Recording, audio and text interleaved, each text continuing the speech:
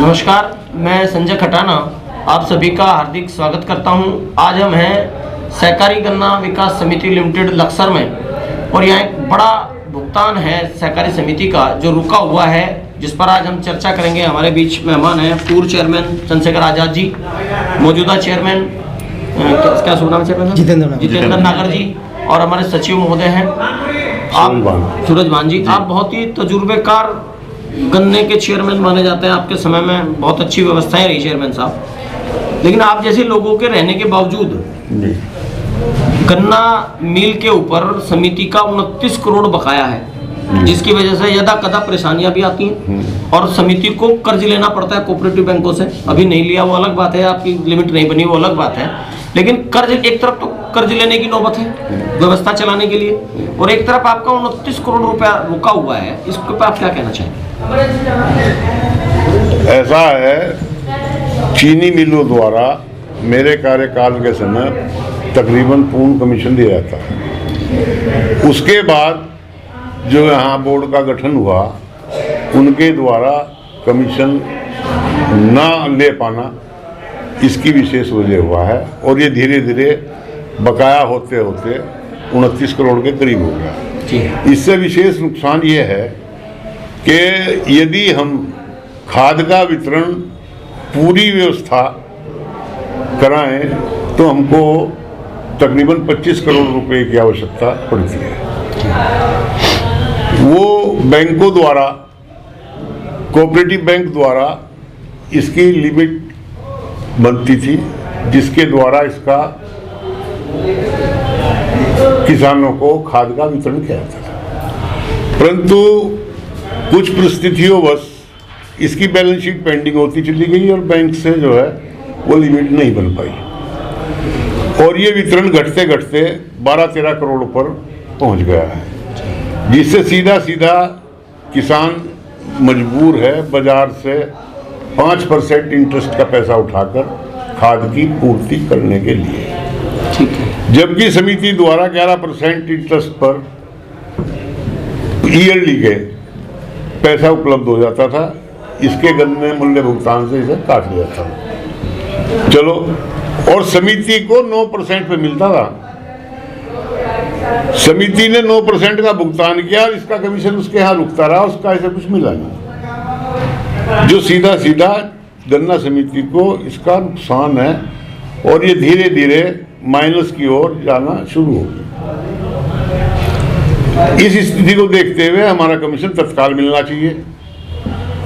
दूसरा, इस खाद के वितरण से जो किसानों को दिया जाता है और बैंक से पैसा लेते थे, उसमें तकरीबन 50 लाख रुपए का फायदा गन्ना समिति को होता था।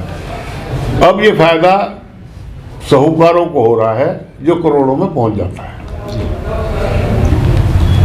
तो मेरा तो उत्तराखंड सरकार से यही अनुरोध है कि इस पैसे को जल्द से जल्द दिलाएं, जिससे किसानों को पूर्ण मात्रा में खाद दिया जा सके।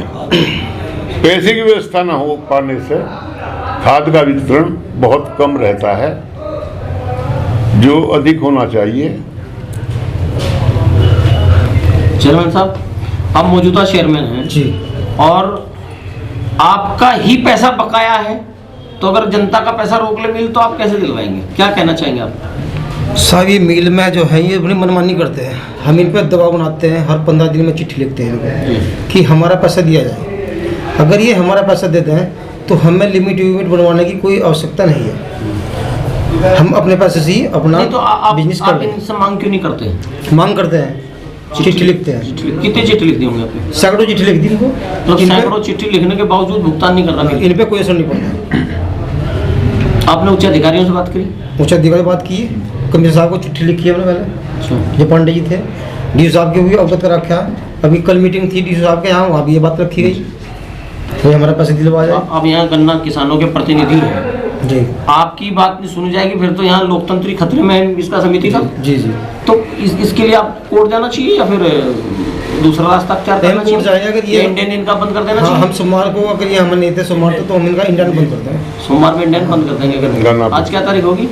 2 और सोमवार की क्या बैठे? 5 तारीख तक आप इंडियन बंद कर देंगे। हमारे साथ गन्ना आपूर्ति। हाँ वही गन्ना आपूर्ति बंद हो जाएगी। हमारे साथ सचिव महोदय हैं। जी सचिव साहब, आपका क्या प्रयास रहा इसमें? साहब, इसमें प्रति 15वें दिन चीनी मिल को पत्र लिखता हूँ, प्रतिलिपि सहाय गन्ना आयुक्त और उच्च अधिकारी को करता हूँ संबंधित को। प्रति महाबैठक सहाय गन्ना आयुक्त कार्यालय में भी होती है, गन्ना आयुक्त कार्यालय में भी होती है। वहाँ इसकी सूचना देते हैं कि हमारा इतना कमीशन बका। चीनी मिल प्रतिनिधि भी वहाँ होते हैं। चीनी मिल प्रतिनिधि मीटिंग में वादा कर जाते हैं कि हाँ, हम ये भुगतान जल्दी बकाया जो पड़ा है 29 करोड़ कुछ लाख रुपए ये दे देंगे। लेकिन वही मनमर्जी तरीके से पिछले साल 5.5 रुपये क्विंटल सरकार ने वो कर दिया। 5.5 रुपये प्रति क्विंटल के जो 3% पे मिलता था, 9 रुपये 15 पैसे लगभग बैठता था हमारा। 5.5 से पिछले साल का इन्होंने पूरा कर दिया और इस साल भी 5.5 रुपये से ही करने का हम दे रहे हैं। बकाया हमारा 29 करोड़ जो रुपया है, इसकी बार बार हम अथक प्रयास भी कर रहे हैं। ये कभी जब ज़्यादा दबाव देते हैं, हमारे किसान प्रतिनिधि हमारे साथ सब हम इकट्ठा हो जाते हैं, जब 50 लाख 1 करोड़ दे भी देते हैं तो फिर उसके बाद एक गुम हो जाते हैं, फिर उसके बाद नहीं देते। समिति अपने खर्चों के लिए तो ब्याज पे पैसे ले रही है, और जो पैसा देते हैं ये विद इंटरेस्ट देते हैं बिना ब्याज के देते हैं? ये बिना ब्याज के देते हैं साहब। करोड़ बिना ब्याज का? बिना ब्याज के देते हैं, जब भी देते हैं इंटरेस्ट नहीं इसमें देते हैं। अच्छा, मैं आपसे एक चीज और जानना चाह रहा। जी, किसानों के हक में जी। एक कानून बना है, डीएम उसी जिले का डीएम जितनी चीनी मिले उसके क्षेत्र में होती जी, है, उनको जी। टैगिंग आदेश करता है। जी, टैगिंग आदेश में स्पष्ट है जी। कि जो पैसा मिलेगा जी, उसका जी, एक 15% केवल मिल को जाएगा, जी, बाकी किसान भुगतान करने का तो डायरेक्ट उनके खाते में देगा या समिति को देगा, और आपका खर्चा भी आपको देगा। जी, जी। तो आपने आज तक कभी बैंक को चिट्ठी लिखी कि आपके हिस्से के पैसे को वो अकेले बैंक के अकाउंट में क्यों दे रहा? नहीं साहब, बैंक को नहीं लिखी गई चिट्ठी कभी भी, लेकिन चीनी मिल से मांग जरूर। आप इसका मतलब अपने आप को मालिक नहीं समझते? नहीं, मालिक तो हूँ साहब, रखवाला तो हूँ इसका समिति का। तो जो आप मालिक हैं और आप दोनों लोग मालिक हैं, जी। आपके रहते हुए अगर सरकार के किसी कानून का कोई अधिकारी पालन नहीं करता, या बैंक जो है आपके 3 लोगों का हिस्सा किसान का समिति का और मिल का, तो तीनों के पैसे, तीनों की संपत्ति को गिरवी रखने के बाद एक को पैसा कैसे मिल जाएगा? वो पैसा एस्क्रो अकाउंट में लाने के लिए आप पैरवी क्यों नहीं करते? साहब, उसमें ऐसा करते हैं, ये हमने वार्ता करते हैं। हम जब ये गन्ना मूल्य भुगतान देते हैं तो हम उसमें से काटने की बात करते हैं, गन्ना मूल्य भुगतान में से हम अपना कमीशन समायोजन कर लें। लेकिन क्या है, किसानों को दूसरी तरफ से दूसरे किसानों को एस्क्रो अकाउंट में ही भुगतान लेने के लिए पाबंद क्यों नहीं करते आप? मुश्तरका खाता, सामूहिक खाते में ही पैसे क्यों नहीं लेते आप? मिल के खाते में पैसे क्यों जाने देते हैं?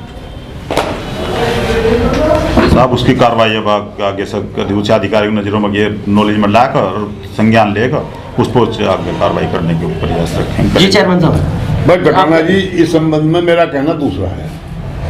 गन्ना समिति स्तर से जो पत्र फैक्ट्री को या उच्च अधिकारियों को जाता है, फैक्ट्री वाले उच्च अधिकारियों को व्यक्तिगत स्वार्थ पूर्ति कराकर उसको अमल में नहीं लाते हैं। गन्ना विभाग उत्तराखंड की स्थिति बिल्कुल अधिकारियों ने इस किस्म की बना दी है कि इसे सारे को खा जाओ। जो काम प्रबंध कमेटी के हैं उन्हें भी सहायक गन्ना महोदय अपनी कलम से करते हैं, जबकि वही काम उनसे सस्ती दरों पर बाजार में डायरेक्ट समिति वाले कर सकते हैं। इसका मतलब सीधा सीधा उसके रेट में हेरा फेरी करके व्यक्तिगत स्वार्थों की पूर्ति की जाती है।